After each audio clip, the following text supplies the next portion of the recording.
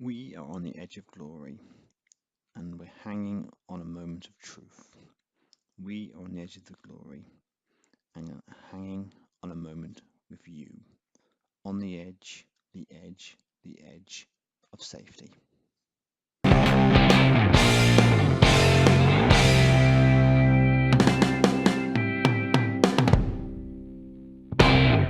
Hello, and welcome to episode number 30 of Saving Sunderland, the homegrown hero save, where I attempt to turn Sunderland into a top six side using only British and Irish players.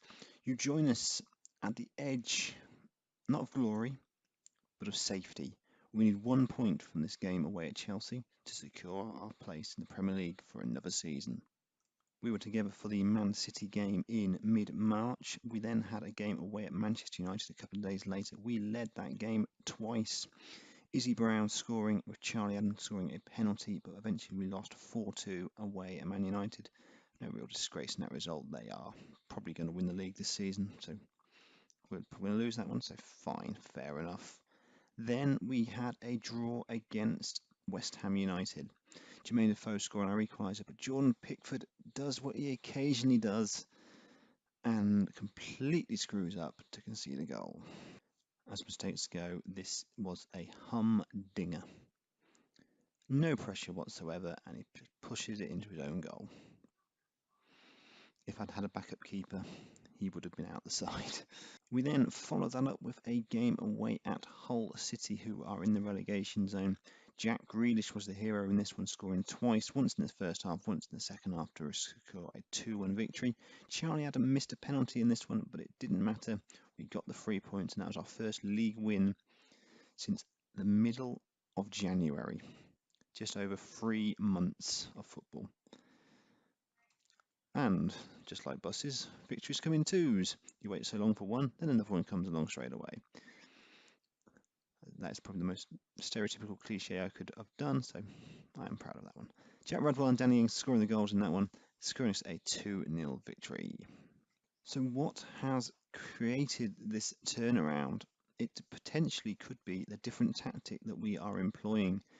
If you're a fan of Golden FM, you will recognise this tactic. He has used it for his Legacy series with West Ham United.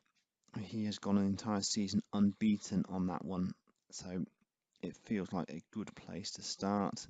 I will probably look to adapt it over time to suit my players, but I've used it as a download from his Steam Workshop and it is working very nicely for us at the moment. We brought it in for the West Ham game, we drew that one and we've won the previous two.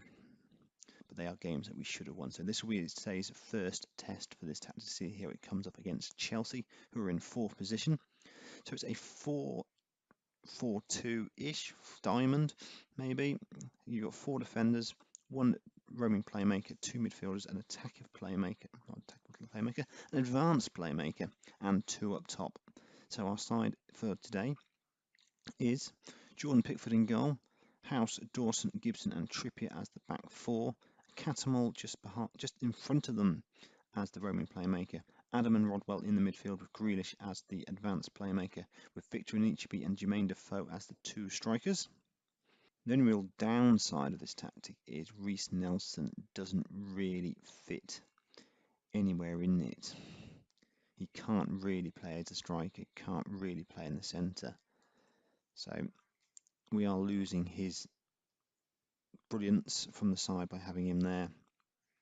And Danny Ings as yet hasn't really found his feet in there, but I'm definitely going to need to completely reorganise this side in the summer. Definitely on the short list is 2 or 3 new strikers. We've got Ings, and each of you's got a deal for next season now as well. That leaves Defoe, who's retiring, Gary Hooper, who hasn't been anywhere near the side, and a load of younger players that I've got in my squad. The best at the moment is Chris Hughes, who only at 17 years of age is a 4.5-star potential, but he is unhappy and wants to leave because he wants to join Watford. Fair enough, Chris. So a point should be enough to secure Premier League football for yet another season. which does achieve our bare minimum requirement that we want, and that is Premier League football, but it leaves us a long way short of where we actually want to be in terms of challenging for that top 6 position. I'm hoping we've got enough time to get into that position as we almost go 1-0 down, but Costa hits the post and we get the ball away.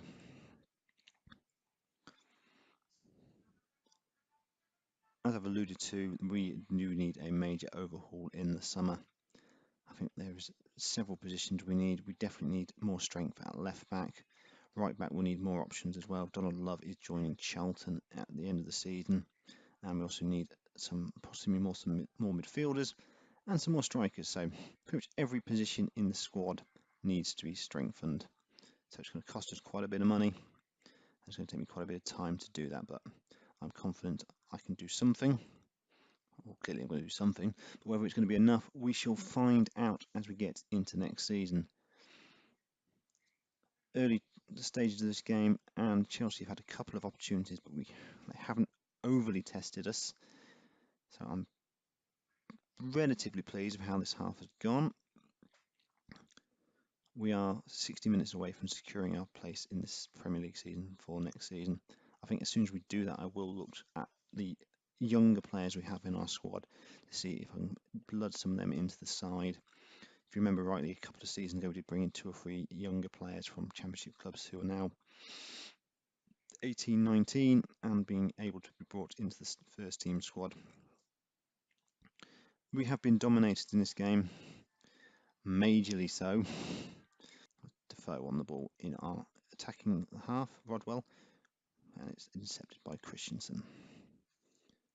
It's the first time we've been seen in that half as Defoe plays the ball in, and it's collected by Courtois comfortably at his near post.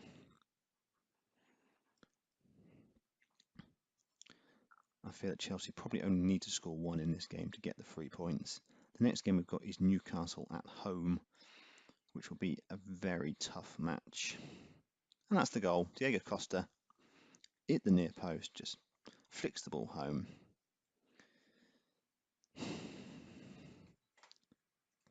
To be expected, really. They did dominate in that first half. So what can we make as alterations to get ourselves back in this game? Put Grealish to the wing and HP to one wing and Defoe as a centre. So I'm going to make some changes. Jermaine Defoe is going off to be replaced by Danny Ings. Reece Nelson is going to come on for Victor Enichebe. Grealish is going to play as a winger. I'm actually going to go for wingers. Inverted wing backs. So while we've got the wingers out wide, those guys will come inside as well. So we'll see how that goes in this second half. Just experimentation, really. Hour gone. We haven't really created a huge amount so far. We're on attacking already. I'm going to go to control. Nastitic. I don't know how to pronounce his name. Hazard comes in, puts him 2-0 up. Oh well. We weren't expected to get anything out of this game, so it's no great surprise that we have lost this game. Final change I'm going to make and bring on Ross Wade for Jack Rodwell. Wade is one of my younger players that I'm blooding into the first team squad.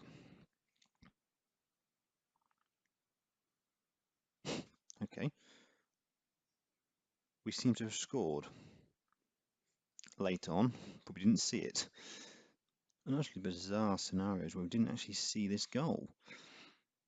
Danny Ings got it and put it in to make it 2-1. Very, very weird that goal wasn't shown in the highlights, but wow. I think it's fair to say Chelsea won that game. It's only 2-1, which is a bit of a relief. So right, guys, that is the episode done. We are not quite safe as we lost the game, but a further point from any one of our next 4 matches will secure us Premier League football for next season. So that is we will be in the Premier League next season. I'll bet my house on it, I would imagine. So if you've liked the episode, please do leave a like. If you're new to the channel, please do subscribe. I've been the FM Novice, and I'll talk to you again very soon. Thank you very much, and good night.